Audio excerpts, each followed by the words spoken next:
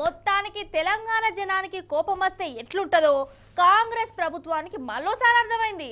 మన ఆత్మ గౌరవంతో పరస్కాలు ఆడితే ఎట్లుంటదో షాంపిల్గా సమజైంది. అందుకే రేవంత్ ప్రభుత్వం తలకాయ వంచింది. గదేనోలా రాజముద్ర మీద గుర్తుల గురించి చెప్తాన్నా. మన తెలంగాణ రాజముద్రలున్న చార్మినార్ను కాకతీయ తోరణం గుర్తులను తీసేసి ఎగురం పెట్టుకునే కదా జనానికి కోపం వచ్చింది. బీఆర్ఎస్ లీడర్లు పోరుబాట పట్టిరు. ఇక సర్కారు ఈ మార్పులు షేర్పుల మీద వెనకడిగేసింది. పారి ఈ ముచ్చట్న చెప్పుకుందాం. కాదబ్బా, రాజకీయంగా పంచాదులు పెట్టుకునే ఆలోచన ఉంటే రాజకీయంగా ఏమైనా వేసుకొని, కానీ మనసులో కోపం పెట్టుకొని తెలంగాణ ఆత్మ గౌరవం మీద కుట్రచం చేస్తే ఎట్లుంటది? జనాలే మరల పడతారు. అప్పుడు ఎంత టోళ్ళైనా గానీ తోక ముడవలసి వస్తుంది. ఇప్పుడు మన రేవంత్ సార్ ప్రభుత్వం కథ గదే అయింది. జనం కోపానికి వచ్చిరు. బీఆర్ఎస్ పార్టీ తాడో పేడో తెలుసుకుందామనే కాడికి పోరాటం చేసింది.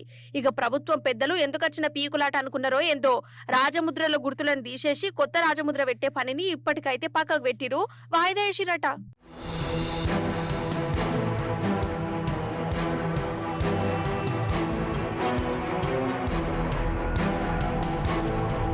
కాదబ్బా, ఇప్పుడున్న రాజముద్రకి ఏమైంది? ఏం తక్కువైంది?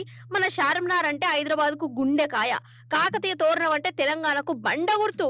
ఇసోంటి గుర్తులను షెర్పేసే పని ఎందుకు పెట్టుకున్నారు?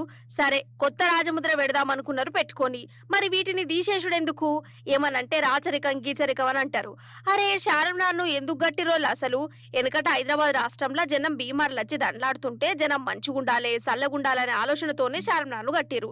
ఇంత మంచి ఆలోచనతోని కట్టిన చార్మినారు రేవంత్ సార్ ప్రభుత్వానికి నచ్చలేదంటే ఏమనాలిగా? ఇక కాకతీయ రాజుల వైభవం గురించి చెప్పాలంటే మాటలు చాలై. వాళ్ళ పాలనల రాజ్యం సుభిక్షంగా ఉన్నది. మంచి పరిపాలనకు గుర్తు కాకతీయ తోరణం. దీని మీద కూడా కోపం పెట్టుకుంటే ఏందన్నట్టు? అంటే కేసీఆర్ సార్ ఈ ముద్ర పెట్టించిండనే కోపంతోనే కదా ఈ కొత్త గురం పెట్టుకున్నది. గిట్లనే అంటురోళ్ళ జనాలు. అందుకే కోపానికి వచ్చిరు. లాస్ట్ కు ప్రభుత్వం కూడా ఈ రాజముద్ర మీద వెనకడిగేసింది. ఇక బాగా ఆలోచించి వాళ్ళతో వీళ్ళతో విచారించి రాజముద్ర తయారు చేస్తామని చెప్పిరు.